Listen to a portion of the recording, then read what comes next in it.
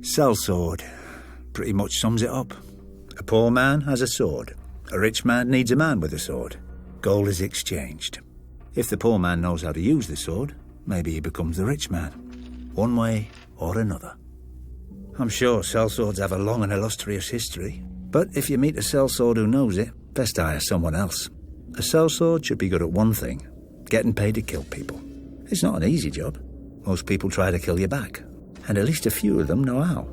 The ones that don't, well, they often come in enough pretty armour to ruin an afternoon.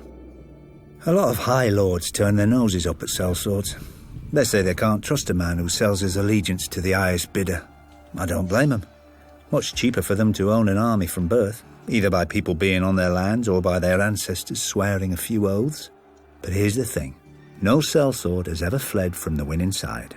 If your hired companies are running away from you, it's because you're not on that side, and you didn't pay them enough to die with you. Not that you could. Sellswords don't get rich dying for their lords. Sellswords don't really get rich. Some of the Eastern companies on Essos do fine. The Golden Company, the Second Sons, the Windblown. Always a bit of fighting to be had in the free cities, even if those merchant princes can be as tight as an old man's cunt.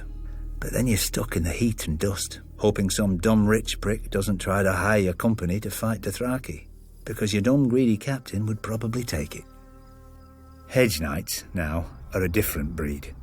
Take a sellsword and remove the sense. They get their name from where they sleep, under the edges of the Seven Kingdoms, in ditches, in stables. They don't have the family name or the purse like real knights, so they spend all their money on armour and a horse, and ride in tourney after tourney in the hope of impressing some lord or winning some prize. One loss, and a lot of them are ruined. They can't ransom back their armour, even if they win. Think what a knight's good for. Killing men. You know how you train for killing men? By trying to kill men. Not prancing round with a blunted stick, bowing and waiting your turn. Maybe you think I'm just insulting the competition so you hire me instead. Well, of course I am. So don't hire me. Hire a sellsword with educated heirs who tells you all about the great battles he's heard of. Or a hedge knight who's won a few tourneys starting to build his name. And the man you're fighting against? He hires me.